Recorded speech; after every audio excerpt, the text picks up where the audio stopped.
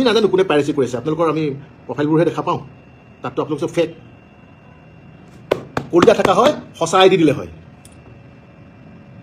কলিজা নাই চুৰ কাৰণে লুকুৱাই লুকুৱাই আইডি দিছে চুৰ কাৰণে মিছা আইডি দি ফেক আইডি দি পেলাই আপোনালোকে ছবিখন আপলোড কৰি আছে কলিজা নাই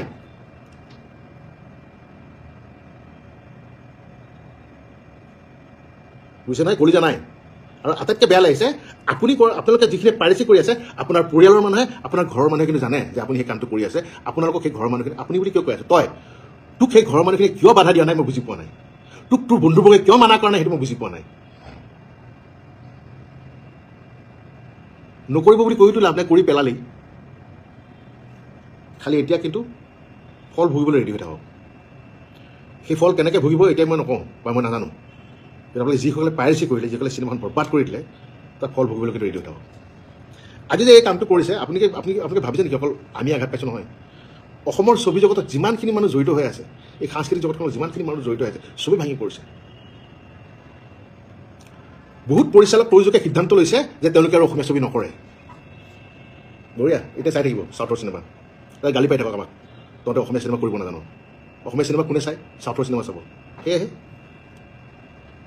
প্ৰথমতে অসমীয়া বুলি কৈ থাকিলে নহ'ব অসমখনক ভাল পাবলৈ শিকক নিজৰ সংস্কৃতিক ভাল পাবলৈ শিকক নিজৰ ভাষাক ভাল পাবলৈ শিকক তাৰপাছত ক'ব অসমীয়া বুলি নিজৰ সংস্কৃতিৰ প্ৰতি আপোনালোকৰ শ্ৰদ্ধা নাই নিজৰ ভাষাটোৰ প্ৰতি আপোনালোকৰ ৰেচপেক্ট নাই মৰম নাই তাৰপিছত আপোনালোকে আমাক তুলনা কৰে বহুত বেয়া লাগিছে আজি মানে ইমানেই বেয়া লাগিছে যে হয়তো কোনোবাই এতিয়া মোক ক'বও পাৰে যে বাহ তেওঁ এজন ছবি জগতৰ লগত জড়িত হোৱা মানুহ হৈ সাংস্কৃতিক এজন কৰ্মী হৈ তেওঁৰ অভিভক্তি এনেকুৱা তেওঁৰ মুখত আজি এনেকুৱা ধৰণৰ বাক্য আমিও মানুহে আমাৰো খং আছে আমাৰো ক্ষোভ আছে আমাৰো দুখ আছে চব কিন্তু জুবিন গাৰ্গ নহয় যে সহ্য কৰি যাব জুবিন গাৰ্গে সহ্য কৰিব মই নোৱাৰোঁ সহ্য কৰিব আৰু নকৰোঁ সহ্য কৰিম কিয় সহ্য কৰিম মোৰ চকুৰ সন্মুখত মোৰ বাচ্চাটোক মাৰি থাকিব মোৰ বাচ্চাটোক কাটি কাটি এটা এটা অংগ বিকি থাকিব আৰু মই চাই থাকি বহি থাকিম নেকি কিয় সহ্য কৰিম মই নকৰোঁ সন্মুখত পালে কি কৰিম সেইটো মই নাজানো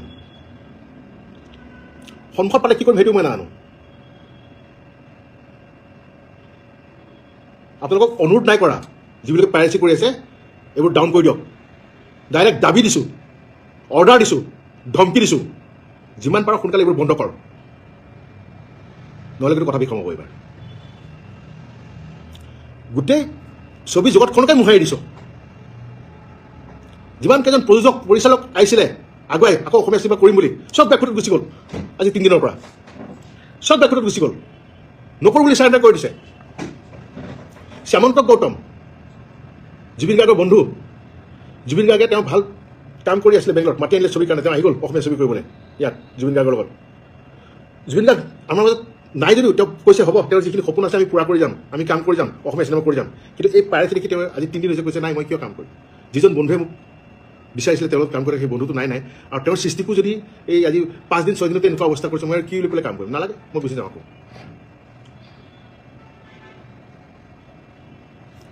মই বাৰে বাৰে কৈ আছোঁ মই আপোনালোকে বহুতে SMS কৰি আছোঁ মই দেখি আছোঁ মই পঢ়িব পৰা নাই আৰু আকৌ কৈছোঁ মই প্ৰথমবাৰ লাইভত আহিছোঁ মই দেখিছোঁ বেলেগে লাইভ কৰিলে পঢ়ি উত্তৰবোৰ দিয়ে মোৰ কিন্তু সেইখিনিও মানে ধৈৰ্য নাই কাৰণ বহুত খুব সোমাই আছে বহুত কথা ক'বলগীয়া আছে সেইখিনি নোপোৱাকৈ মই শান্তি নাপাম তাৰমানে আকৌ কৈছোঁ তহঁতক অনুৰোধ কৰা নাই এই চুৰ তহঁতকেইটাক অনুৰোধ কৰা নাই শুনি ল যে পাইৰেচি যে কৰিছ চিনেমাখন যে দি আছ তই অসমীয়াই হওক লাগে অনা অসমীয়া হওক অসমত থাকত নমা সেইবোৰ অফ কৰ এইবোৰ আৰু যদি তহঁতৰ পৰিয়ালৰ মানুহে যদি ভাবে তহঁতৰ মা দেউতাই যদি ভাবে সঁচাকৈ তোক জন্ম দিছে সেই মা দেউতাই তোক মানা কৰক তোৰ যদি ককাই ভনী কোনোবা আছে সিহঁতে যদি ভাবে সঁচাকৈ তহঁতৰ সিহঁত পৰিয়ালৰ হয় যদি তই জানক নহয় সিহঁতে তোক মানা কৰক যে বন্ধ কৰ আচলতে তহঁতৰতো কোনো মানে জাতিয়েই নাই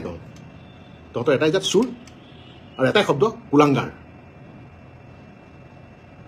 কুলাংগাৰ অৰ্থটো বহুতে চাগে বুজি পোৱা নাই সুধি ল'বি বয়োজ্যেষ্ঠক কুলাংগাৰ মানে কি বেয়া নাপাব অসমবাসীৰ ওচৰত এটাই অনুৰোধ জুবিন গাৰ্গক যিদৰে মৰম দি আহিছে তেনেদৰে মৰম দি যাওক আৰু এইটো ঠিক যে যেতিয়ালৈকে জুবিন গাৰ্গে ন্যায় নাপায় তেতিয়ালৈকে মনে মনে নাথাকে। জয় অসমীয়া cinema, justice for Zubeen Garg.